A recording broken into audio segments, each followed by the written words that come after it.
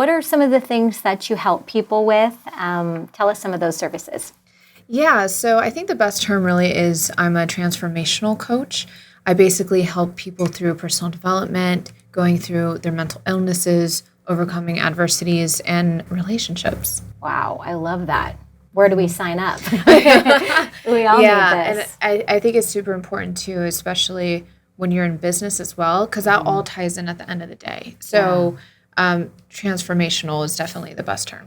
I love that. Yeah. And you've been really moving forward with your speaking, which is awesome. So I know you're starting to speak on bigger stages, and you are open as a keynote speaker, which is great. So I think that people are going to love to hear your story today, and we're gonna dive into that soon. But before we do that, you mentioned you're a luxury real estate agent. So how did you come into this? Like, a lot of people struggle to find their purpose and what they're going to do and a job. Tell us about that process. How did you come to want to become an agent? Well, I sure did not wake up and said, I'm going to be a real estate agent. Or I don't think any of us are really born to think that that's what we want to do, unless, of course, you're born into a family that is in real estate and that's what you've known your whole life. But my first career was 10 years of being in the beauty industry. So I started off as a cosmetologist. I did hair, I did makeup, and then I ventured into being a barber. And that was fun and great and everything. But as a single mom with no other provider, I loved it, but I needed more. I needed to make more. And I knew that I was meant for more, and there's no one in my family that's involved in real estate at all. It was something that I stumbled upon through my high-end hair clientele. Yeah. And they were, doctors and lawyers and real estate investors, and they all kind of told me the same thing, like putting that seed in me, like, you should check out like real estate. I'm like, I don't even own a laptop. How am I going to do that? It was so random. Sure. So I just decided one day to get my license and just see where it goes. And I just continued. I got my license, and then I assisted for a top producer. And then I learned from there, and I realized I'm actually really good at this. Wow, I love this. Yeah, and I think it really comes down, real estate just is basically relationships. I was always very good with people. I always had that passion for people and helping people and transforming lives, really. Sure. And now, of course, I'm doing it on a much higher level, but I just didn't know, even while I was doing hair, I became a therapist too. Wow. Hearing all their stories and helping them, guiding them. And it just, through hair, I realized, whoa, I have a passion in this. And then that's what led to real estate. Yeah. And then you got on with a huge group, right? Yeah. Tell us a little bit about that. Who you're practicing your agency with. Yeah. So I started at one brokerage before I joined the Oppenheim group. So that brokerage was great. It was more of like where I obviously, learned, and I had mentorship, and, I was doing really well. I was the only woman in the office for a very long time. It was in San Clemente, California, so the very southern of Orange County. And I loved it. But I noticed that I was in a smaller fishbowl, and I realized that I was growing and I wanted to get into the luxury world. And they basically said, oh, no, you shouldn't do that. You shouldn't go to the luxury world. They were trying to tell me that people on that, first, it's way too competitive. Yeah. Basically saying there's no room for me. The other thing was the people are different. And I'm just like, I don't know what that means, but I still want it. Yeah. And so I just knew that I was growing as too small of a fishbowl.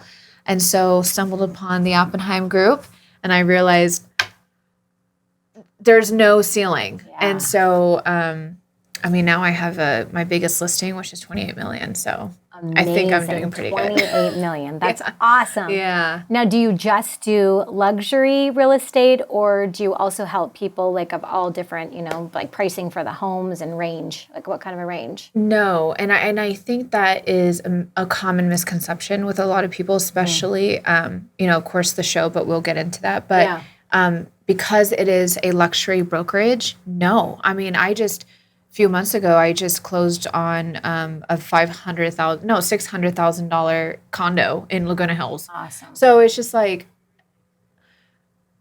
the paychecks are great. When you're in the $20 million properties, it's great, but it's for me personally, everyone's different. The fulfillment comes from helping families, and the majority of families can only afford $1 million, $2 million, $3 million.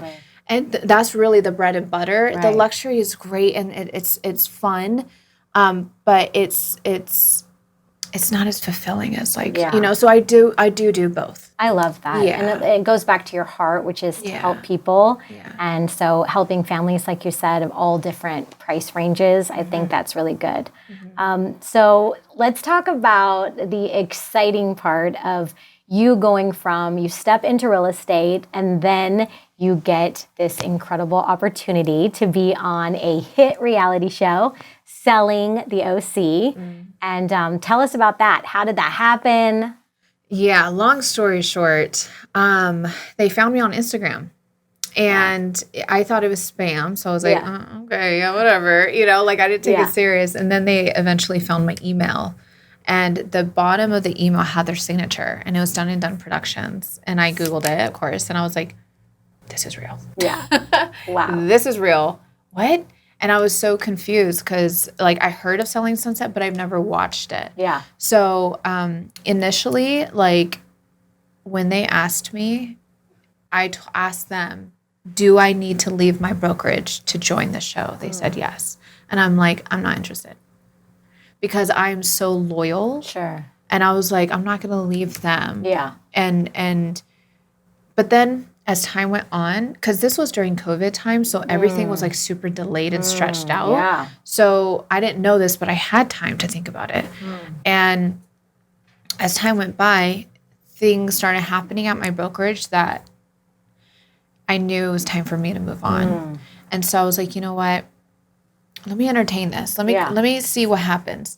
So I did, and it was a long process. And long story short, I found out later that there was tens of thousands of agents that interviewed, and they only chose 9, and I was one of them. Yay! I love it. Crazy. It's meant to be. It's meant to be. It was crazy. So now you get on the show, and it's pretty crazy. And people who have seen it know, it was had a little bit of drama. A little bit. Yeah.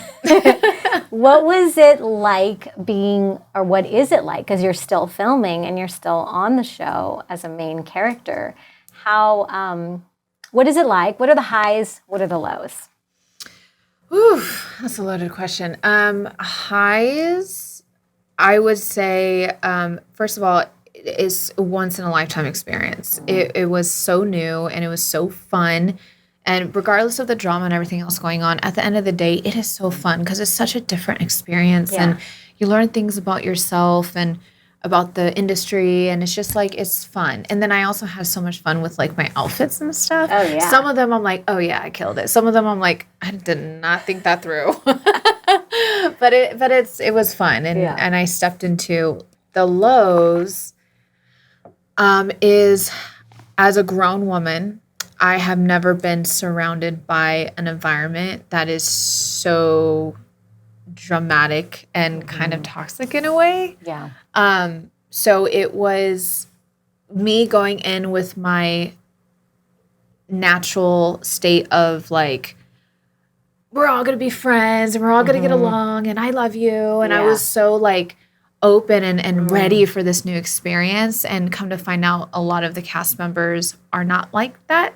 Or not like me. They're not real. They're not authentic like myself. Yeah. So it was me trying to learn to navigate and being, in a sense, kind of forced to be around certain personalities that I would never put myself in or around in real life. Right. So it was learning to navigate through that.